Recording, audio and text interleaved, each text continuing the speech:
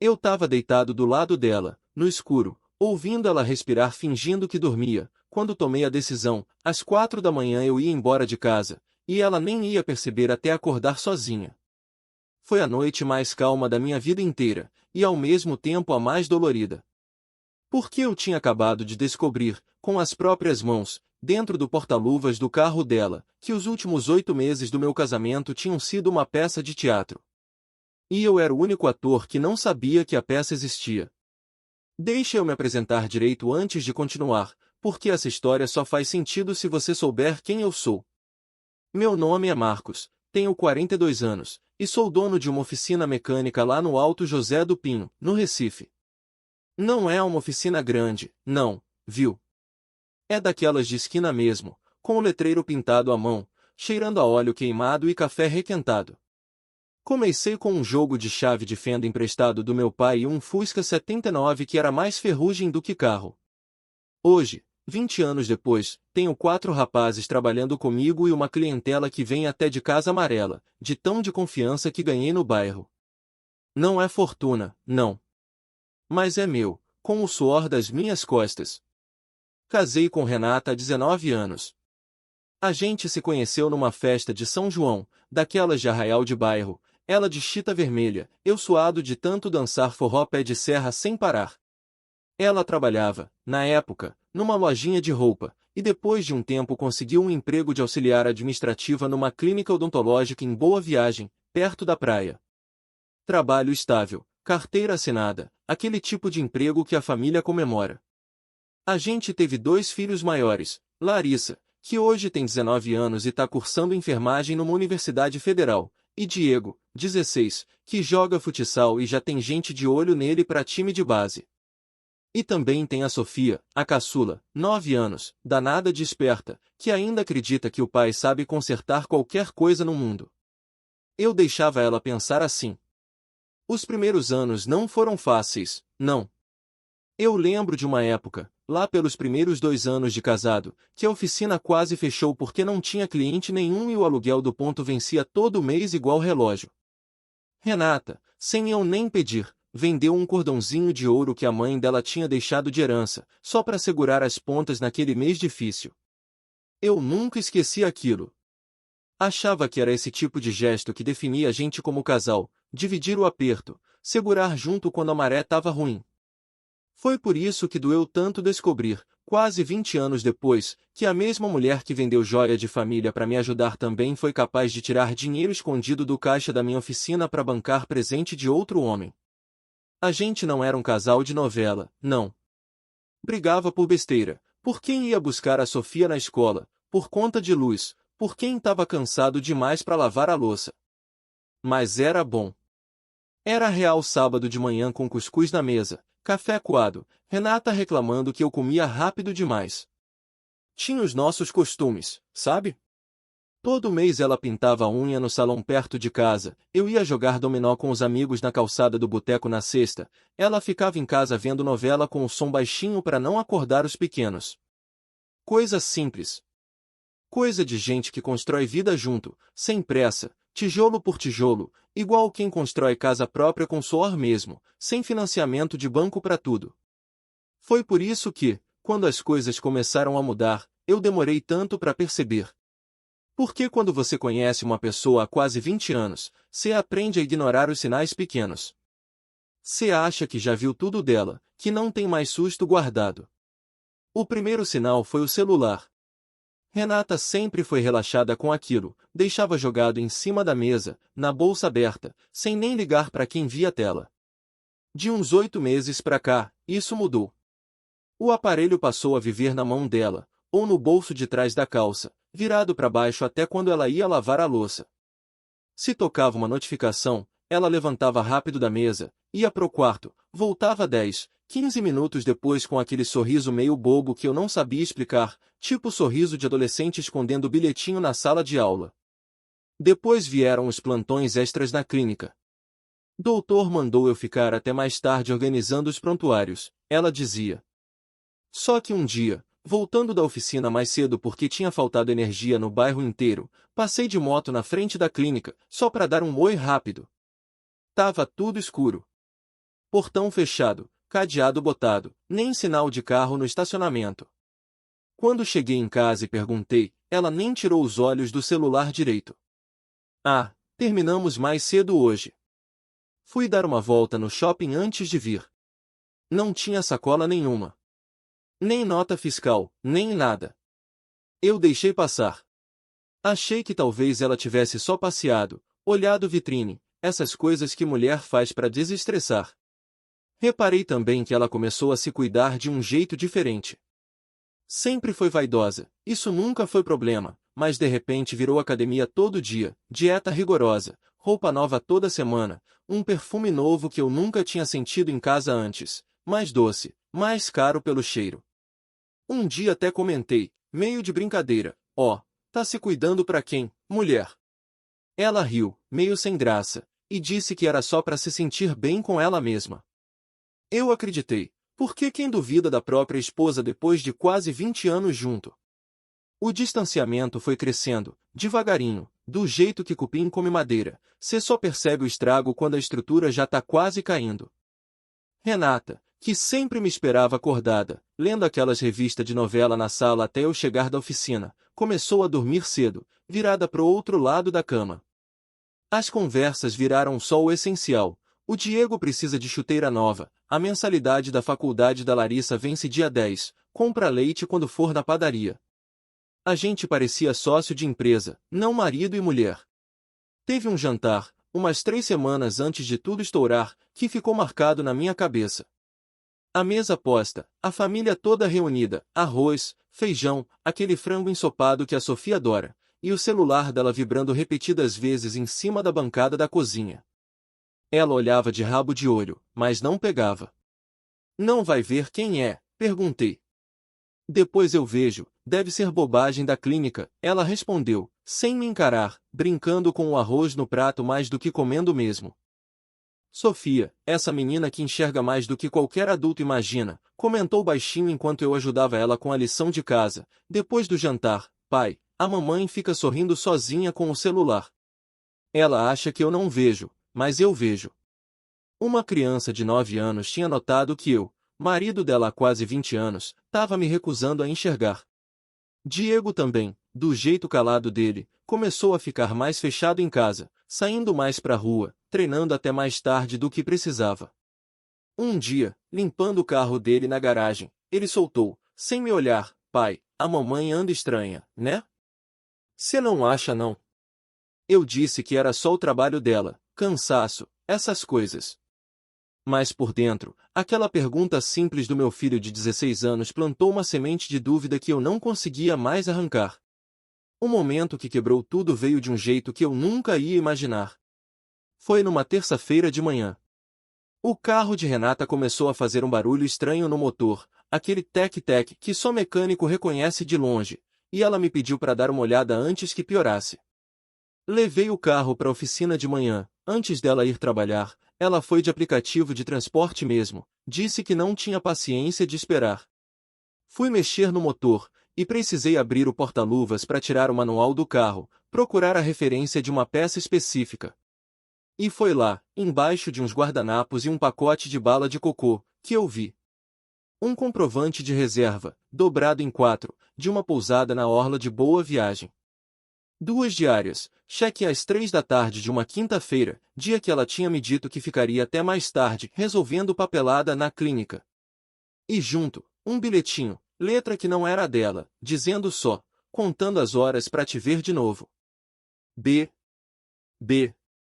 Eu fiquei parado ali, com a peça do motor ainda na mão, sentindo o chão da oficina balançar embaixo de mim, mesmo sabendo que era só cimento reforçado. Não falei nada para ninguém naquele dia.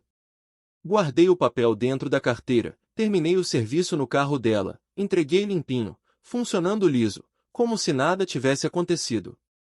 Mas por dentro eu já não era o mesmo homem que tinha acordado de manhã. Naquela mesma tarde, ainda sem coragem de confrontar nada, resolvi passar na clínica onde ela trabalhava, só de curioso mesmo, com a desculpa de marcar uma limpeza de dente que já estava adiando fazia meses. Quem me atendeu foi uma recepcionista mais velha, Dona Débora, simpática, que já conhecia a família de vista. Marcos. Que bom te ver por aqui. Veio atrás da Renata, ela perguntou, sorrindo.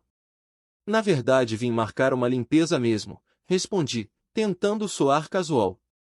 Fiquei sabendo que vocês andam com bastante plantão extra ultimamente, com essa reorganização de agenda. Dona Débora franziu a testa. Reorganização? Não que eu saiba, não, viu? A gente trabalha igual sempre, até às 5, 5:30 no máximo. Só o doutor que às vezes fica até mais tarde resolvendo o relatório. Minha vontade era de sentar ali mesmo na sala de espera. 20 anos de casamento, e Renata nunca tinha me contado uma mentira que valesse a pena contar. Ah, mentira pequena, tipo quanto gastou de verdade numa sandália nova, ou que só tomou uma taça de vinho no aniversário da amiga quando na real foram duas, isso todo casal tem. Mas aquilo ali era outra categoria de mentira. Era mentira construída, sustentada, repetida. Achei que precisava ter certeza absoluta antes de virar a casa de cabeça para baixo. Comecei a prestar atenção de um jeito que nunca tinha prestado. Reparei que, na quinta seguinte, Renata avisou de novo que ia ficar até tarde na clínica.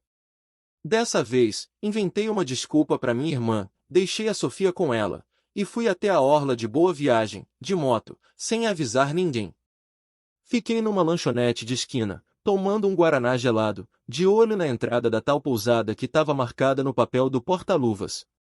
Às 4 da tarde, o carro dela entrou no estacionamento. Ela desceu rindo, com um vestido que eu nunca tinha visto, cabelo diferente, daquele jeito que só se arruma para impressionar alguém que não é o marido de quase 20 anos. Um rapaz mais novo, uns 27 anos talvez, corpo de quem vive na academia, abriu a porta do estabelecimento para ela e deu um beijo na boca dela, na calçada, sem nenhum medo de ser visto por conhecido. Eu não desci da moto, fiquei ali, capacete na mão, sentindo o peito apertar de um jeito que nem consigo explicar direito até hoje. Não foi raiva primeiro, não. Foi uma dor seca, tipo quando você perde o chão de repente nem tem tempo de se segurar em nada. Voltei para casa antes dela, jantei com as crianças, ajudei Diego com o treino de reflexo que ele gosta de fazer na garagem, contei história para Sofia dormir. Fiz tudo isso com um nó na garganta do tamanho do mundo. Quando Renata chegou, perto das 9 da noite, com aquele sorriso cansado de quem trabalhou muito, eu só disse, boa noite. E fui dormir do lado dela, fingindo que estava tudo normal, decidido a não estourar aquilo tudo até ter certeza absoluta de cada detalhe. Foi nessa noite, olhando pro teto, ouvindo ela fingir que dormia enquanto eu também fingia, que decidi, ir embora de madrugada, sem escândalo, sem gritaria. Mas antes, ia juntar prova de tudo, porque eu conhecia o jeito dela de virar a mesa numa discussão, de me fazer parecer o louco da história, o marido implicante que desconfia à toa. Passei os 10 dias seguintes num silêncio calculado, que quase me matou por dentro de tanto esforço para manter cara de normal na frente dos meninos. Comecei a guardar print de horário de chegada e saída dela, fotografei o extrato da conta que a gente mantinha junto para a despesa da oficina, porque foi aí que descobri outra coisa que doeu quase tanto quanto a traição em si. Tinha um dinheiro sumindo. Não uma fortuna, mas o suficiente para doer, uns 3.000 reais em 3 meses, tirado aos poucos do caixa da oficina, que Renata ajudava a organizar nos fins de semana, fazendo aquele favor de lançar as notas no caderno, coisa que eu sempre agradeci por não ter tempo de fazer eu mesmo. Presente para a academia do rapaz, uma corrente de prata que vi no pescoço dele naquele dia na pousada, jantar em restaurante badalado do centro que eu nunca fui convidado a conhecer, muito menos pagar. Liguei pro Robson, meu amigo de infância, que também é mecânico, mas trabalha do outro lado do bairro. A gente se conhece desde criança, jogava bola de meia na rua de terra do Alto José do Pinho, dividia lanche na escola quando um dos dois não tinha o que levar. Contei tudo, sentado na calçada da oficina dele, depois do expediente, o sol já baixo, aquele calor de fim de tarde do Recife ainda pesando no ar. Rapaz, ele disse, balançando a cabeça devagar, isso dói mais que perna quebrada. Machuca de um jeito que nem trabalho pesado cura. Mas tu tem que ir com cabeça fria. Juntas prova, fala com um advogado antes de abrir a boca, senão ela vira o jogo e tu vira o vilão da história, do jeito que mulher esperta sabe fazer. Robson, eu nem sei por onde começar, confessei, sentindo os olhos arderem, coisa que homem não gosta de admitir em voz alta. 20 anos, Robson. 20 anos de casa, de filho, de aperto dividido. Eu sei, compadre. Mas olha para os teus filhos. Eles precisam de você inteiro agora, não de um pai destroçado tentando se vingar. Vingança de verdade é tu ficar de pé, criar os meninos direito, e deixar a vida cobrar dela o resto. Foi o Robson que me indicou o Diego Menezes, advogado que ele conhecia de uma causa trabalhista antiga, homem sério, de escritório modesto num sobrado velho perto do centro. Marquei uma conversa rápida numa lanchonete perto do escritório dele, expliquei a situação, mostrei os prints, o comprovante da pousada, o extrato com os saques estranhos. Ele foi direto, sem rodeio. Marcos, o que você tem já é bastante coisa. Mas antes de qualquer separação, documenta tudo isso direitinho, guarda a cópia em outro lugar, porque na hora da raiva as pessoas somem com prova, apagam conversa, essas coisas. E olha, sobre esse dinheiro tirado da oficina, se for provado que foi usado para terceiro, isso pesa numa eventual partilha de bem, viu? Segui o conselho à risca. Tirei foto de tudo, mandei pro meu e-mail, guardei uma cópia impressa na casa do meu irmão Ricardo, que mora lá nos Aflitos, num sobradinho simples que herdou de aluguel da nossa tia. E foi justamente para casa dele que eu decidi ir naquela madrugada, depois de mais uma semana de silêncio calado, de fingir normalidade enquanto por dentro eu já tinha decidido tudo. Arrumei 2 mochilas de roupa, os documentos importantes, o notebook velho que eu uso para fazer orçamento da oficina, e saí de casa às 4 da manhã, sem fazer barulho nenhum. Deixei um bilhete em cima da mesa da cozinha, do lado da garrafa térmica de café que eu sempre deixava pronta para ela de manhã. Vou ficar na casa do Ricardo uns dias. Sei de tudo. A gente conversa quando eu quiser conversar. Simples assim. Sem gritaria, sem cena, sem acordar os meninos para ver o pai de mala na mão feito personagem de filme triste. Cheguei na casa do meu irmão de madrugada mesmo. Ele abriu a porta de cueca, cabelo em pé, cara de sono, e só perguntou: foi ela? Eu não respondi nada, só entrei e sentei na sala, mochila ainda no ombro.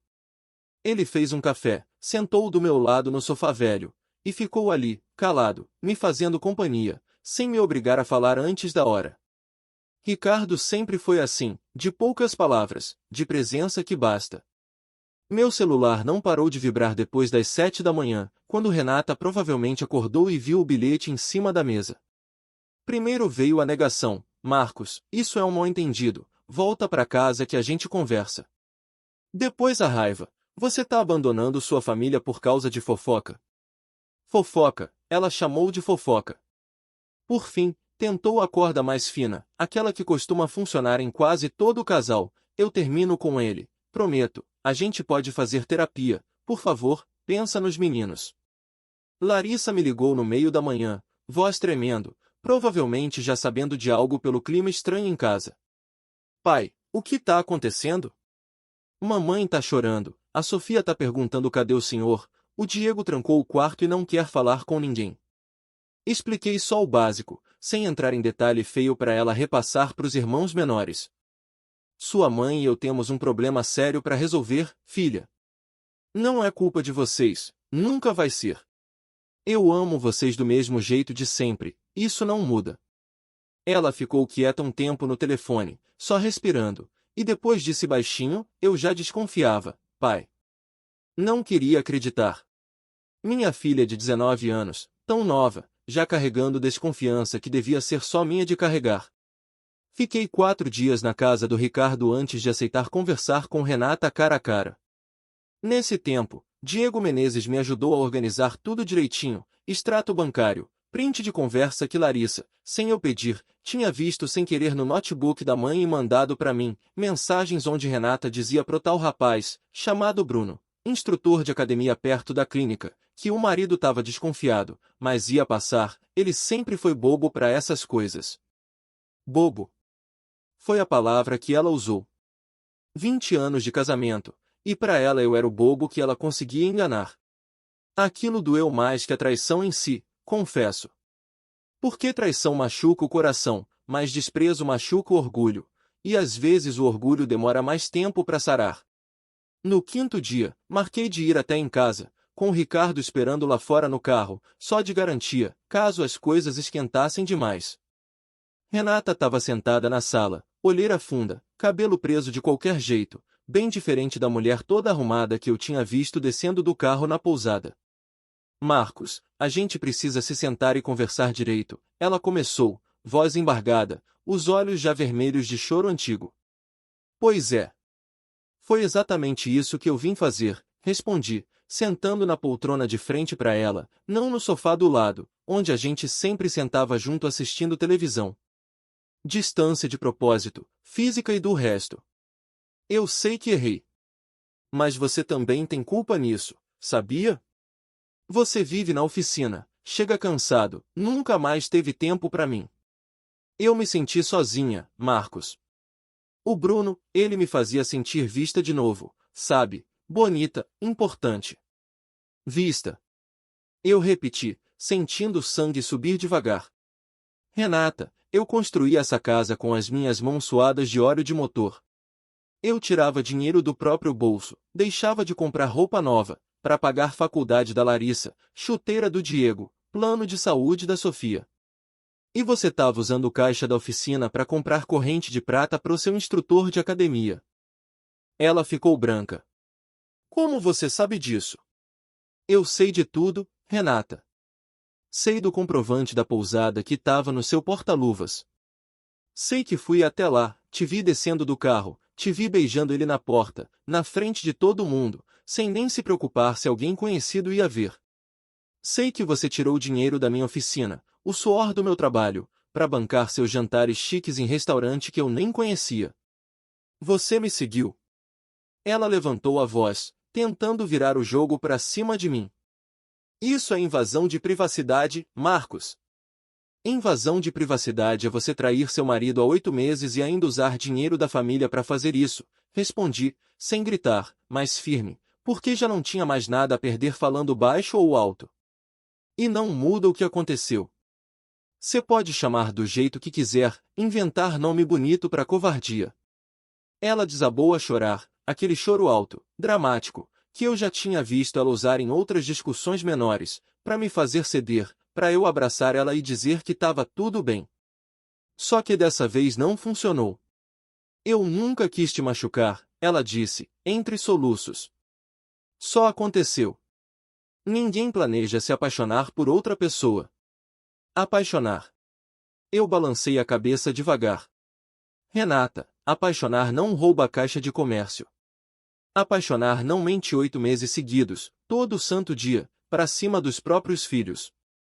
Isso não é amor descontrolado, isso é escolha, repetida, dia após dia, mês após mês.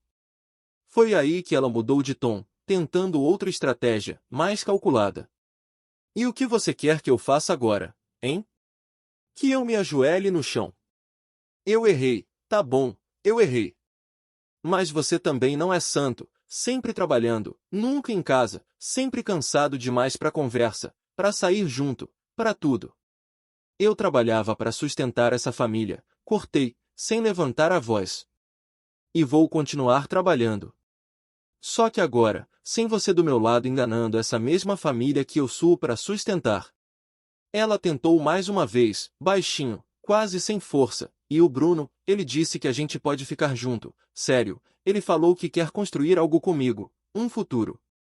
Aquilo, de um jeito estranho, quase me fez rir, mesmo com o coração em pedaço. Ela ainda estava tentando me convencer de que aquilo era amor de verdade, mesmo depois de pega em flagrante, mesmo depois de saber que eu sabia de tudo, dos detalhes, das provas. Então vai, eu disse, me levantando devagar. Vai construir com ele. Só que sem o dinheiro da minha oficina, sem a casa que eu paguei com hora extra e final de semana perdido, e, se depender de mim, sem os meus filhos por perto para ver esse tipo de exemplo de vida. A separação não foi rápida, nem foi bonita como o filme. Levou uns 4 meses para tudo se resolver direito, entre advogado, partilha de bem, decisão sobre a casa.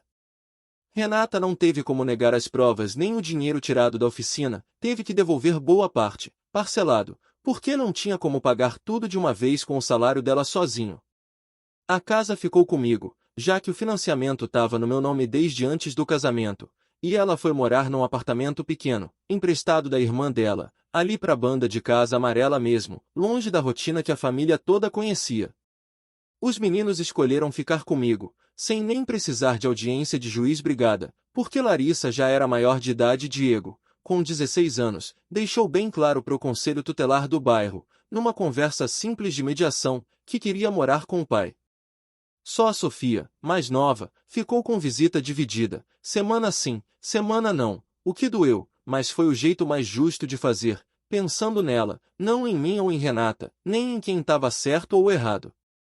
Teve uma noite, logo depois de tudo assentar, que Sofia veio no meu quarto de madrugada, aquele jeito de criança que não sabe explicar o que sente, só sabe que tá triste. Pai, a mamãe fez alguma coisa muito errada, né? Foi por isso que o senhor foi embora naquele dia. Eu sentei na cama com ela no colo, do jeito que fazia quando era bebê, e respondi só o que uma menina de 9 anos precisava ouvir. Sua mãe e eu não vamos mais morar juntos, filha, mas isso não tem nada a ver com o quanto a gente ama você. Isso nunca vai mudar. Ela ficou quieta um tempo, e depois perguntou se podia dormir ali naquela noite. Eu deixei.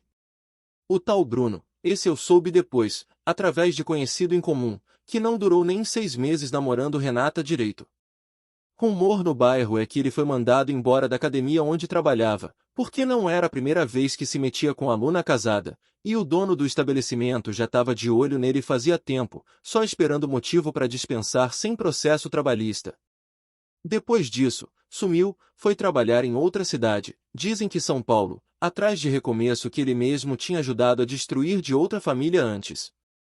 Renata ficou sozinha com o rombo financeiro, o apartamento emprestado, e o peso de ter perdido, além do casamento, boa parte do respeito que tinha construído ao longo de 20 anos de convivência com a família e os amigos em comum. Gente que conhecia ela desde moça e agora só balançava a cabeça quando o nome dela era citado. Eu não fui atrás dele para tirar satisfação, não. Cheguei a pensar nisso, confesso, teve noite que passei imaginando o que ia dizer se cruzasse com ele na rua. Mas o Ricardo me segurou. Marcos, esse rapaz não vale seu tempo nem sua raiva.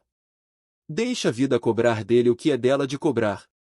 Tu tem coisa mais importante para cuidar, que são esses 3 moleque ali dentro de casa esperando o pai inteiro, não o pai preso em raiva de outro homem. 1 ano depois de tudo, no mês de junho, teve festa de São João de novo lá no bairro, do jeito que sempre teve desde que eu era menino. Fogueira armada na rua, cheiro de milho assado e canjica, alto-falante tocando forró pé de serra que já tava rouco de tanto uso, bandeirinha colorida balançando de poste a poste. Eu tava lá, de havaianas nos pés, ajudando Diego a montar a decoração na frente da oficina, Sofia correndo de um lado pro outro atrás de pipoca doce, Larissa de folga da faculdade, rindo com as amigas perto da fogueira, contando alguma história boba que fazia todo mundo dar risada. A oficina, aliás, cresceu depois de tudo aquilo. Sei lá se foi coincidência ou se o pessoal do bairro simplesmente passou a confiar mais em mim depois de ver como eu levei a separação, sem escândalo, sem falar mal de Renata para quem quer que fosse, só cuidando dos meus filhos e do meu trabalho, dia após dia, com a cabeça erguida. Contratei mais um rapaz para ajudar no balcão, ampliei o horário de atendimento, comprei um elevador novo de segunda mão para dar conta da demanda que só aumentava. Encontrei Renata, de vez em quando, na porta da escola, na troca dos meninos. A gente conversa hoje numa boa, sem climão, focado só no que interessa, o bem-estar dos filhos da gente. Ela parece ter aprendido, com o tempo duro que passou, o peso do que fez. Não sei se um dia ela vai conseguir se perdoar de verdade. Isso já não é mais problema meu resolver, cada um carrega o que plantou. Do meu lado, aprendi uma coisa que ninguém tinha me ensinado antes, que dá para reconstruir vida sem precisar destruir a de ninguém no caminho, sem precisar de vingança suja, só de verdade dita na hora certa e trabalho continuado, dia após dia, igual eu sempre soube fazer, desde os tempos do Fusca 79 emprestado, desde a primeira chave de fenda que meu pai me deu. Foi assim que Marcos, dono de oficina lá do Alto José do Pinho, virou de novo, sozinho, mas inteiro, O homem que os filhos dele podiam olhar e dizer, com orgulho, sem precisar de nenhuma palavra a mais, esse ali é meu pai.